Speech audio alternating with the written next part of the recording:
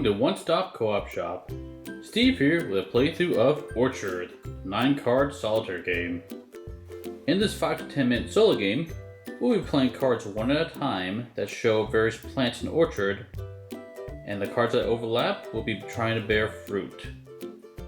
We'll denote the fruit by these dice. We have 3 types of fruit in this game. We have plums, pears, and apples.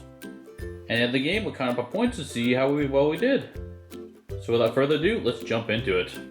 So the game actually comes with 18 cards in the deck. And for any given game, we only use 9 at a time. So I'll grab 9 cards and put them off the side. The next step, we'll grab our dice. There are 3 colors, 5 of each color, and we'll just set them aside with an easy reach. And don't forget, we'll need 2 black cubes. These will represent rotten fruit. I'll explain what that means later in the game. And there's only one final step to set up. We'll take the top card of the deck, place it face up, and then we'll go ahead and draw 2 cards. This will be our starting hand. I'm going to rearrange the area down here to make it a little cleaner, but then we'll start playing the game. So how to play the game is we look at our 2 cards in our hand. We play 1 card from my hand and we'll draw a replacement card. How we play the cards is we need to overlay the cards onto any existing cards on the table. They can be in the same orientation or perpendicular, doesn't matter. But the goal is to try to overlay these cards so that light colors overlap light colors. So for example, for the first move, I'm going to go ahead and place this card right here. As you can see that I'm overlapping a pear tree, an apple tree, and a plum tree. So I'll go ahead and overlap like that. You place the dice of each matching color onto that tree of value 1. If I'm fortunate enough to put another card on top of that where there's already a dice, that dice will jump from a 1 to a 3 value.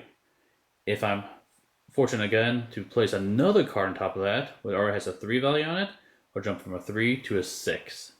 So I'll do that as my first placement, and I'll redraw another card here. So I'm looking at these 2 cards, and I really like this card over here. I think I can orientate it this way and overlay this side here. I think that's going to give us a really nice cost benefit. So I'll go ahead and do that. Let's go ahead and remove this die temporarily, place this on top. So now this 1 will become a 3 value. Then I can go ahead and place a die of 1 value here and another dice of 1 value down here. And then I can go ahead and redraw my new card. And I think it's too tempting not to do it. I'll go ahead and take this card as my next move and overlay it onto this part right here. So now I have this 1 will become a 3. I can lay 2 more dice, a 1 red apple and a 1 purple plum. I'll draw my new card. And for the next move, I'm going to take advantage of this while I still see it. I'm going to go and lay this guy right here. So that's going to give me 3 more points. A red, another red, and then a purple. Now keep in mind that the dice we have in the game are limited, so I can only score 1 more additional red or purple die. I'm going to draw a replacement card. And let's take a quick gander at this and see what we can do with it. Okay, so I'm pretty happy with this move. I'm going to take this card here. I can turn sideways and overlay it perfectly onto these spots right here. Yeah, that's going to be great. So then I can turn this apple to a 3, this plum to a 3, and I can utilize 2 more pear trees here. Another 1 and another 1. Draw another card here. Let's look at what we can do. I'm really looking to like this placement here, so I'm going to go ahead and take advantage of that. So, take these dice off temporarily, overlay this card right here. So the 1 becomes a 3, 3 becomes a 6, and this 1 becomes a 3. Draw my new card. I have 2 cards left. These are my last 2 cards. I'll place these last 2 cards down, and then we'll end the game, and we'll do final scoring. Okay, so another move I like a lot.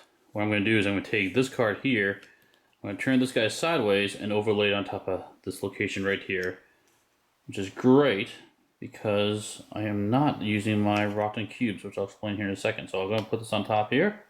So this becomes a 3, this becomes a 6, this becomes a 3, and then we get, unfortunately I have 1 purple dice left, so that'll be my last placement there for that purple dice. So I have one card left for placement. So one rule I haven't explained yet are these rotten cubes. So how do they work? It is possible that I could, if I wanted, for example, take this card and place it on top of this plum tree right here. And as you can tell here that these two trees do not match. Well, then what I would do is I would remove any cubes already on there and replace the top of that card with these black cubes. So it goes something like this, with this becoming a 3.